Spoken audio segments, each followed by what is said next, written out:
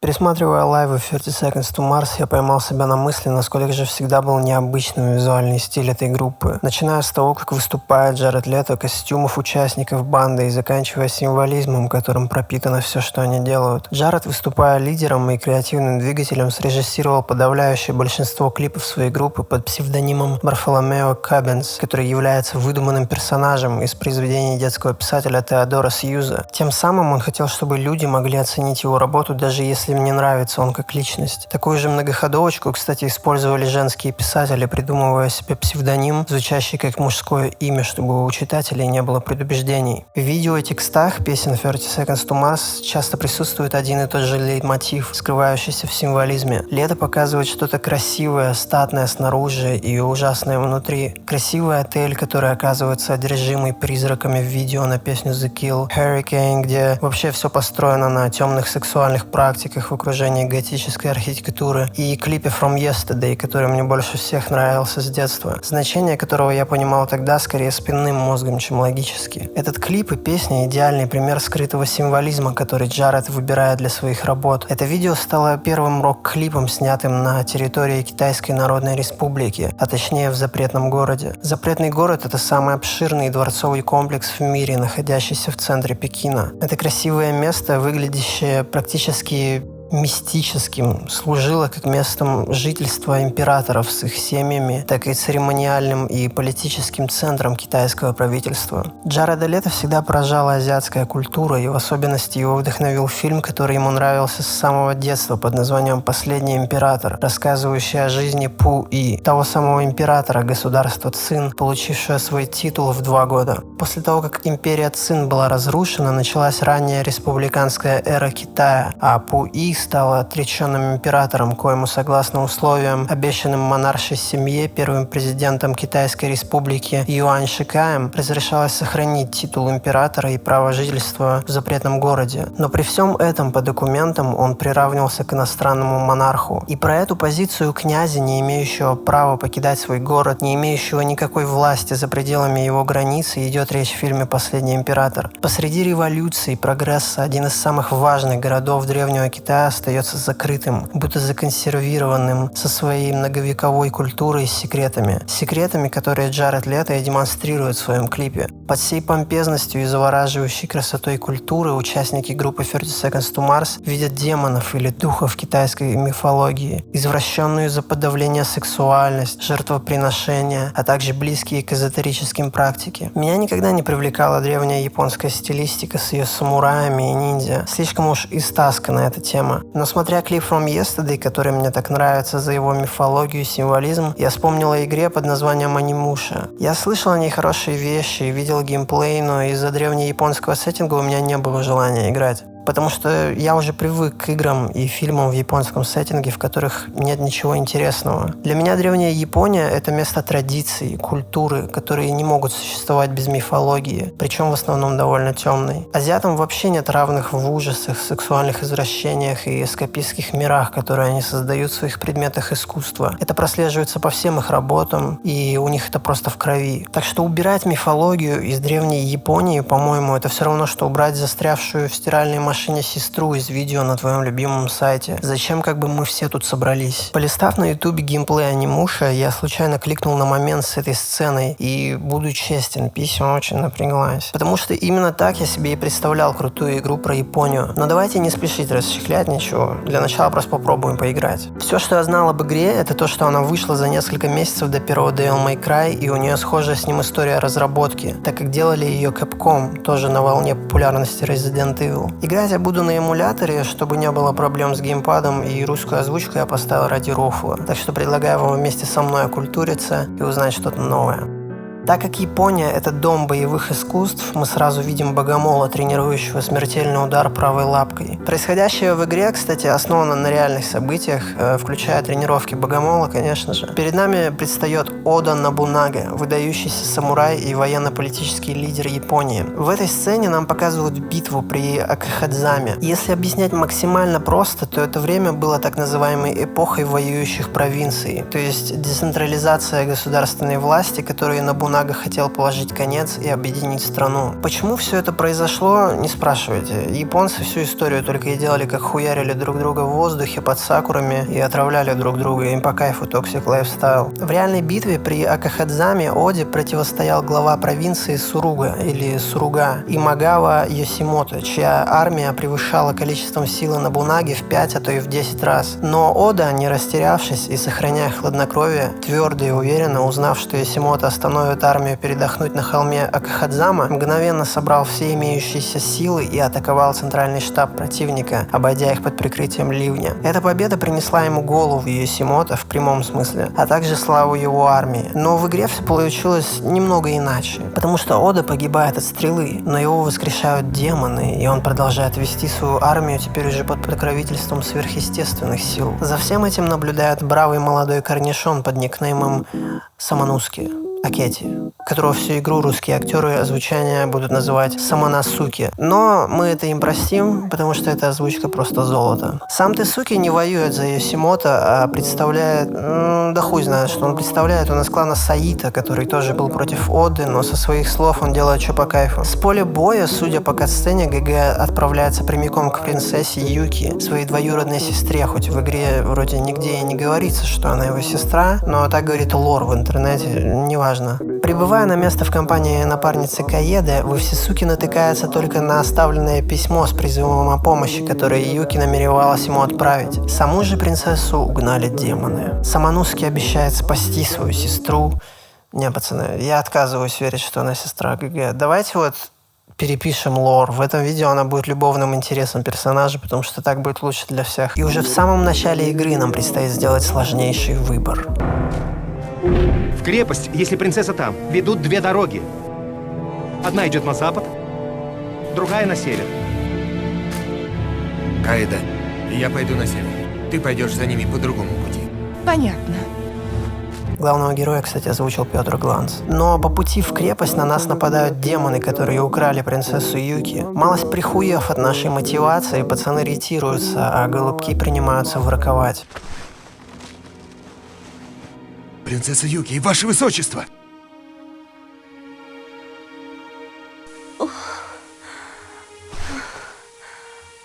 Саманасуки. Это ты. О, я знала, что ты спасешь меня.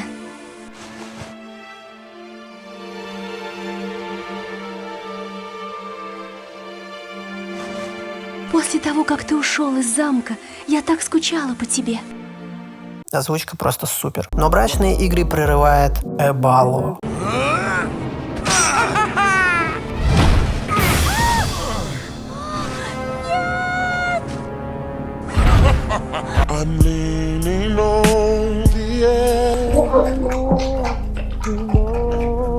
Юки снова похищают, а Самануски пробуждает клан духов, противостоящих демонам, которые дарят нашему герою некую перчатку, способную дать отпор сверхъестественным созданиям. Эта модная перчатка даст нам возможность собирать души демонов, хиляться с их помощью, а также юзать стихийное оружие и прокачивать его силу. Мы вновь бросаемся в погоню за принцессой, пробегаем мимо трупов, оставленных монстрами, и набредаем на воинов, пытающихся дать отпор неведомым существам. Быстрее! Чудовища! Закрой дверь, быстро! Там кто-то есть! Забудь о нем! Не знаю, чувствуется ли это через запись, но в этой игре одно из самых лучших ощущений импакта. Даже круче, чем в Devil May Cry. Особенно приятно делать вот этот мув. Откройте! Я убил всех чудовищ! Убил? Ага. Что будем делать?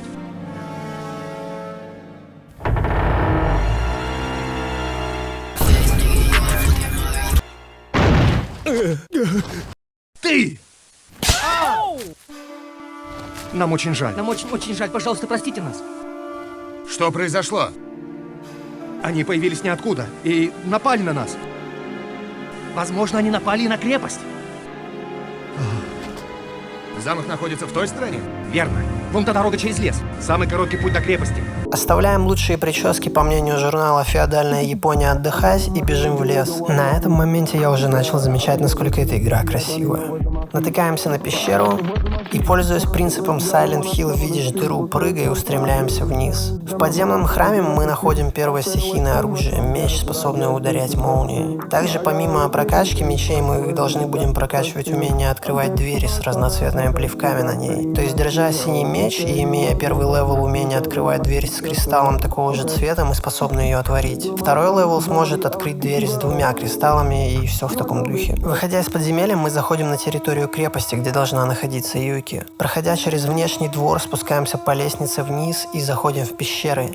Здесь нас встречает Эбало, похитивший принцессу. Он говорит, что сейчас будет нас хавать. Чтобы одолеть этого монстра, нам нужно будет блокировать его удары, избегать его таранов, вот этой дубины, и, возможно, вы будете лучше меня и не сольетесь первый раз. Бежим вглубь подземелья и находим комнату для ритуалов, а в ней один из самых угарных персонажей игры. Красиво, волшебно, класс! Капает кровь. А это что? Печень.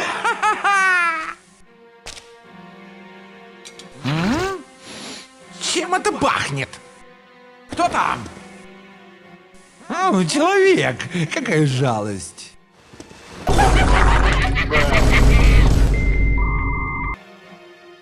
Бою, демон! Ты понимаешь, с кем ты говоришь? По глупости с тобой может сравниться разве что Нобунага. Нобунага? Я поработал над этим жалким Нобунагой и воскресил его после того, как его убили в Икихазаме. А потом он заключил союз с демонами и поклялся вечно быть нашим рабом. Нет! О да, это правда. А теперь я покажу тебе свое последнее творение. Вперед, Рейнальдо! Укуси этого чудака за живот, и будет тебе славный банкет! Рейнальдо.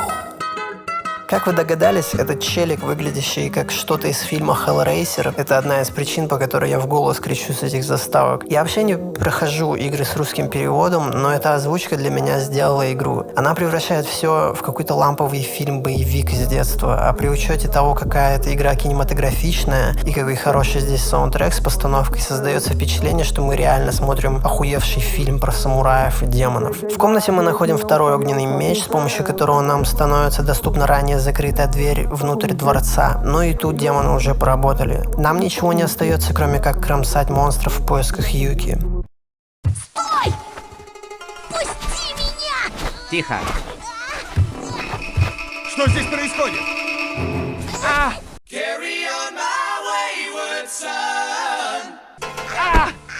Перестань!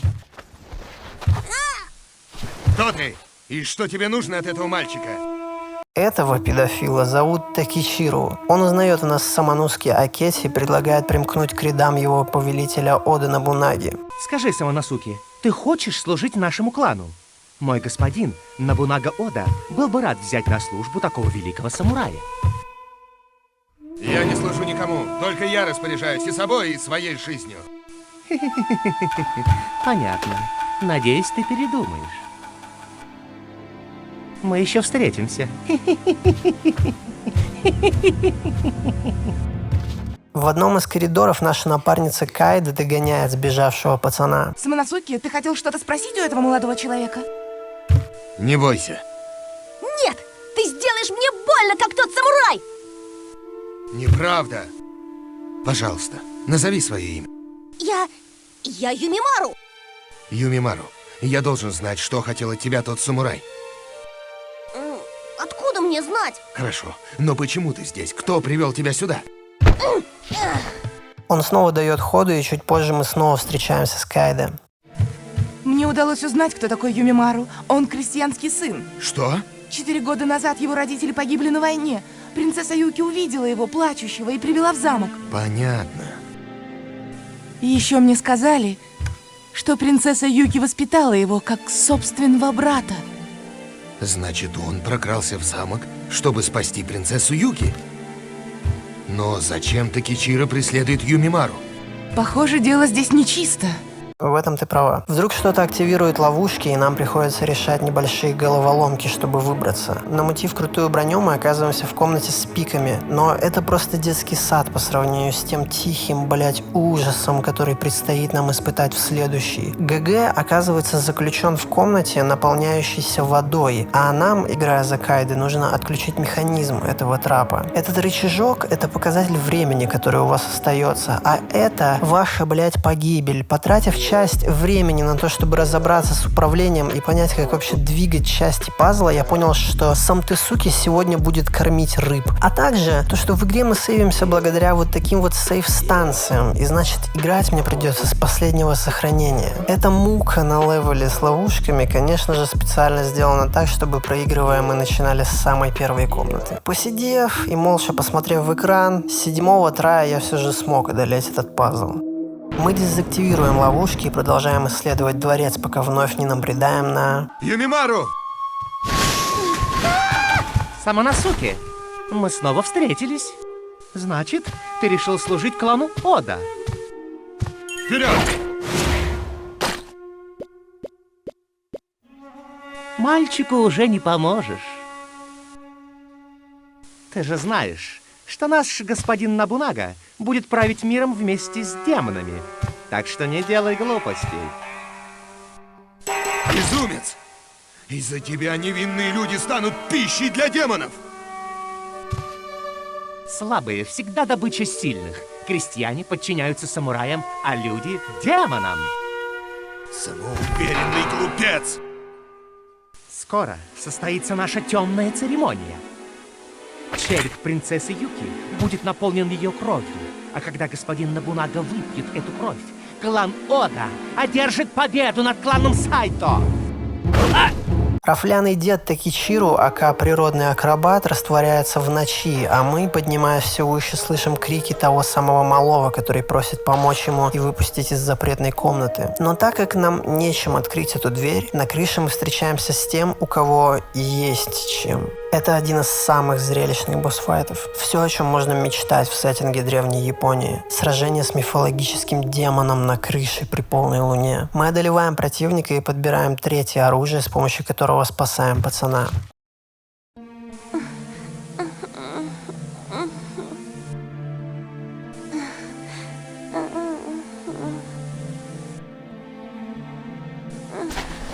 Моя сестра! Спасите ее! Не бойся, ты в безопасности. Пожалуйста, спасите ее! Я даю тебе слово. И я спасу принцессу Юки. Кайда, ты знаешь, почему принцесса Юки заботилась об этом мальчике? Принцесса Юки – дочь феодального правителя. Она воспитывалась в строгости, у нее никогда не было личной свободы. Поэтому она хочет помочь тем, кто тоже нуждается в чем-то. В этом мире выживает только сильный. Самоносуке. Позволь мне рассказать тебе об этом мире, Юмимару.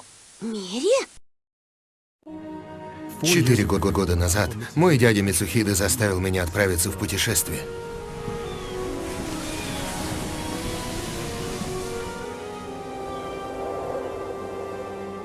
Я встречал людей, которые выглядят и говорят не так, как мы.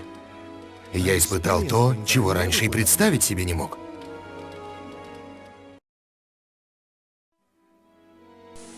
Есть множество вещей, которые мы не понимаем. Вокруг нас красота и свобода. Ты должен увидеть их и рассказать о них другим людям. Ты должен помочь им понять всю нелепость войны за клочок земли на этом крошечном острове. Но вдруг момент прерывают. Помогите! Кто ты? Меня зовут Нил. Я служу принцессе Хацу. Принцесса Юки под землей. Ты в порядке? Кайде остается с отключенным геймпадом на Ниу и Малым, а мы отправляемся в подземелье. К этому моменту, кстати, мобы просто озверели и уже доставляют проблемы. Но благодаря одной из самых доставляющих и приятных боевок, этот челлендж только в радость. Открывая вход под землю, игра вдруг начинает походить на хоррор своей музыкой и визуалом, а оккультистские записи, которые мы находим по мере прохождения, только добавляют атмосферы. Найдя артефакт, помогающий нам слышать мертвые души и очищающий колокол, мы прогоняем призраков, блокирующих для нас проход дальше, пока в одной из комнат мы не находим Такичиру. Мы снова встретились с Самоносуки. Еще не решил поработать на клан Ода? Нет, еще раз нет! Я сделал все, чтобы помочь тебе. Ты просто не понимаешь истинной силы демонов. Время пришло, демоны! Готовьтесь к темной церемонии!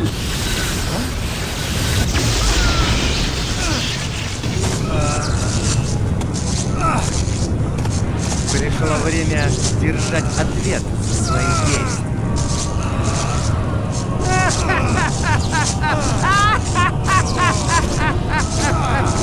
Хитрый дед заточает Самонуски в ловушку и создает его клона, который вырубает Кайде секретным ударом в пупок, а Ниу оказывается предательницей и крадет мальчика с лучшим хейрлайном на деревне. Очнувшись, девушка отправляется на поиски пропавшего малого Ямимару. Выбегая на улицу, мы слышим один из самых красивых саундтреков, полностью описывающих происходящее.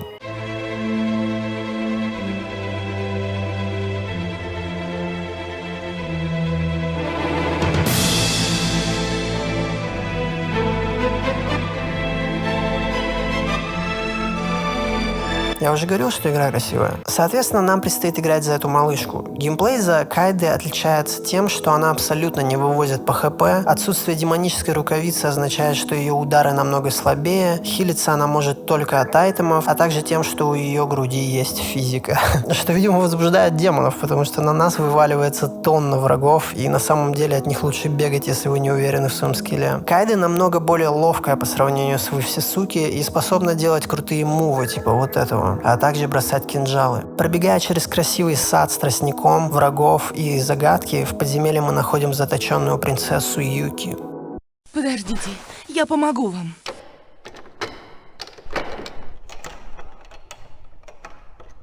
Ты? Кайде?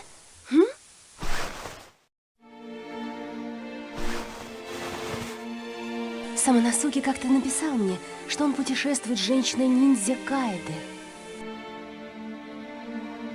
Так это ты?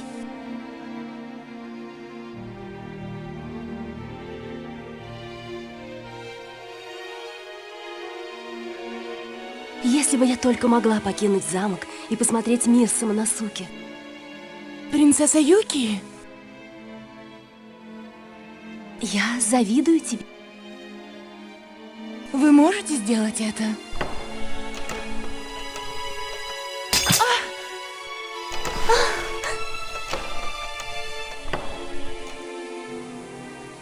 Забудьте обо мне. Бегите из этого замка, Самоносуки. Не сдавайтесь, ваше высочество, я спасу вас. Но трогательный момент прерывает Mad Lad Века, а.к.а. Красноглазый, а.к.а. МС Хабиби. Ты умрешь здесь в одиночестве. Одолев нового врага, который умеет становиться невидимым, заклинание с двери исчезает. Подождите, я... Из-за идеального тайминга этого глюка озвучки я чуть ли не до слез смеялся. Самоносуки приходит в себя в какой-то пещере, и в попытке найти выход происходит это.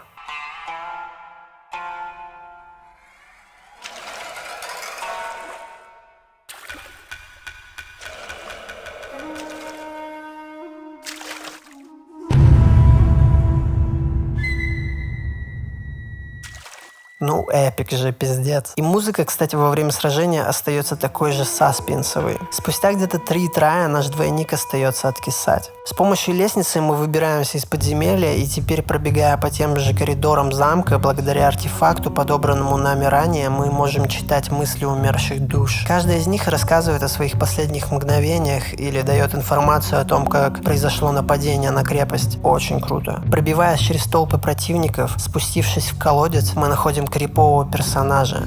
О, не бойся, пожалуйста. Поговори со мной немного. Ты слышал о темном царстве? Это настоящий рай. Там можно найти удивительные сокровища. Заинтересовался?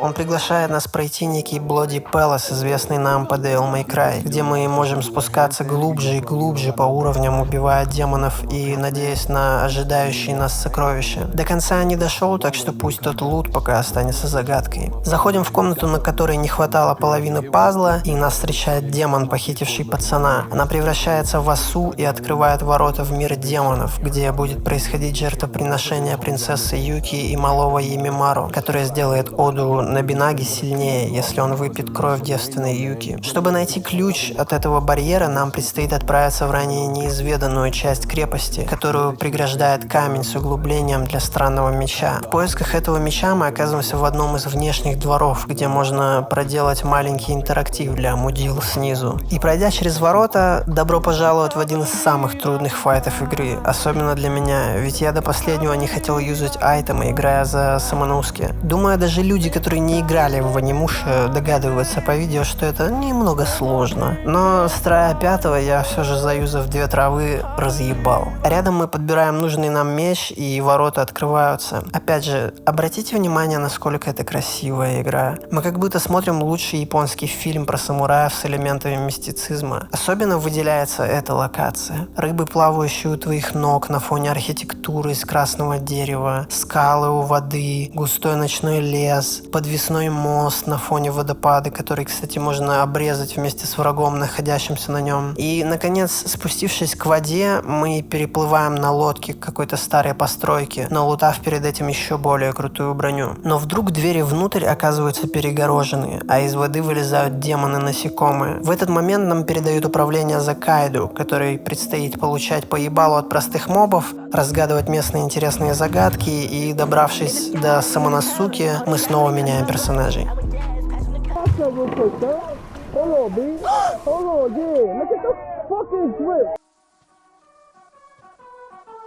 Здорово, бандиты. Я знала, что ты придешь. Для человека ты такой грозный. Но ты опоздал. Наша темная церемония начинается. Йомимару будет принесена в жертву на глазах у принцессы Юки.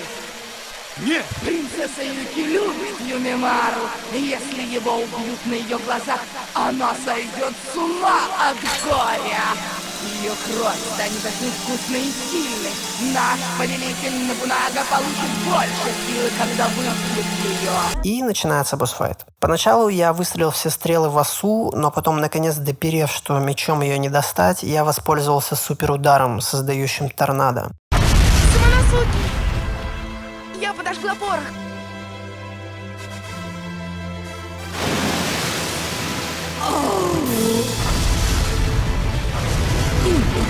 Быстрее!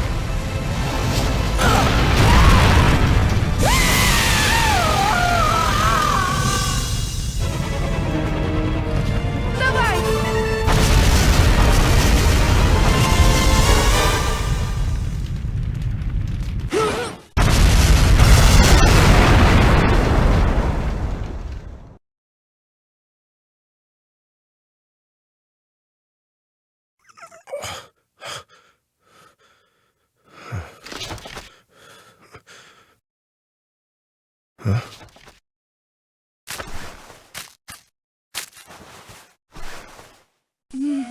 Кайде!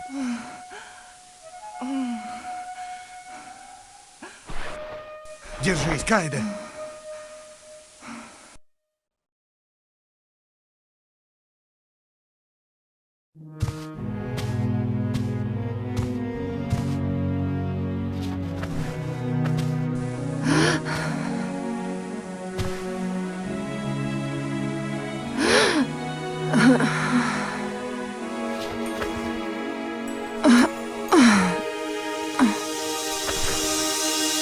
Отдохни здесь немного.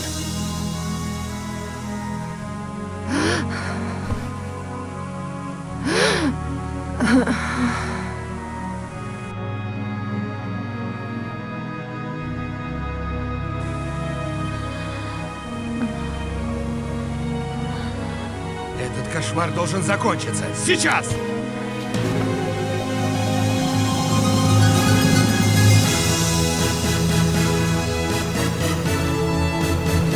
Принцесса Юки, Юмимару, я спасу вас!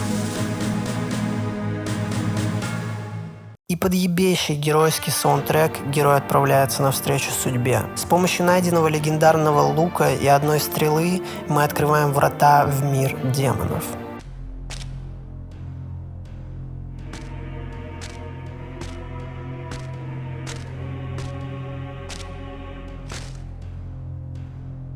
Жалкий, ничтожный червяк! Я удивлен, что ты прошел так далеко. Но это все напрасно. Твое путешествие окончено. Только демоны могут войти сюда. Ты иди играй со своими дурацкими игрушками.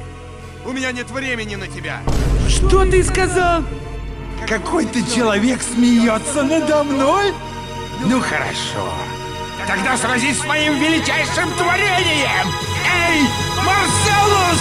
Хоть имя Марселус и звучит как имя сладкого французского мальчика, в этом обмутке ни грамма сахара. Ебет он на все бабки. Его не интересуют ваши блоки. И ждать, пока вы встанете с земли, он тоже не будет. А после того, как вы ломаете его щит, он возьмет в руки 2 меча и начнет телепортироваться. Потратив на этого адского босса трай 8, я открыл для себя, что полоска, показывающая доступные мне души для суперударов, у каждого оружия не зависит друг от друга. То есть я могу менять мечи, проводив ими сильные стихийные удары, пока не потрачу все имеющиеся души у каждого. Потратив все запасы, я ломаю Марселусу его щит, и дальше остается только добить сладкого. Но сказать это, конечно, проще, чем сделать, ибо эта ебаная погонь бегает быстрее анимешника от футбольных фанатов в провинциальном городе. Но все же, зажав его в углу, парниша не выдерживает. Спускаясь глубже в мир демонов, мы находим принцессу Юки и Юмимару. Самосуки! Помоги нам!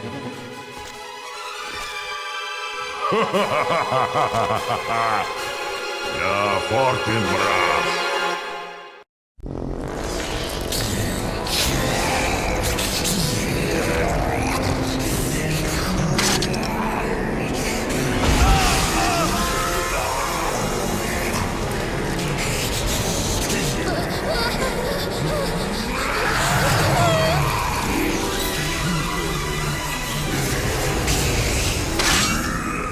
Я король демонов! Добро пожаловать на нашу маленькую церемонию! Подойди сюда, Набунага, и спей ее крови из чаши отчаяния!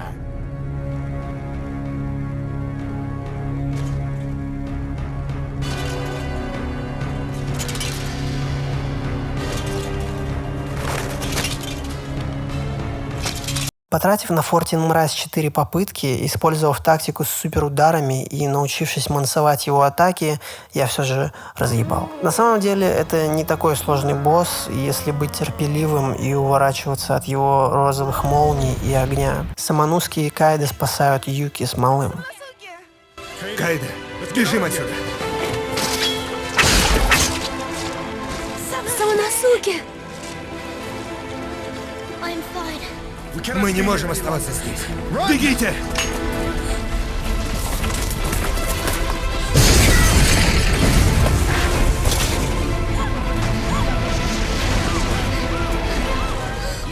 Юмимару!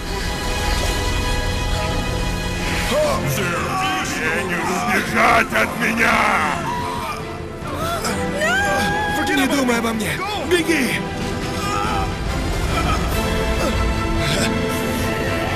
Юки, Кайда, Юмимару. Пролив собственную кровь на перчатку, подаренную духами, Самонуски и сам принимает форму демона.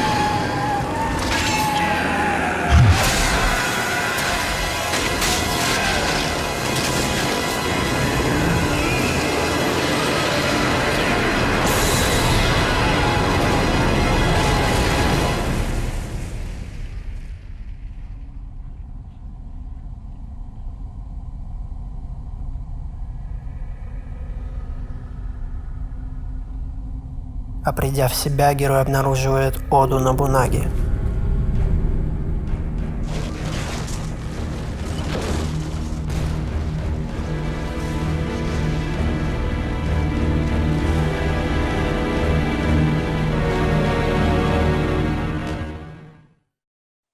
Самоносуки и его друзья разрушили планы демона. Но год спустя Йошитаце Сайто умер, и правителем стал его сын, безумный Тацуоки. Армия Оды снова вторглась в провинцию Мины и захватила замок Инобаяма, положив конец истории семьи Сайто. Неизвестно, какую роль сыграли в этом демоны.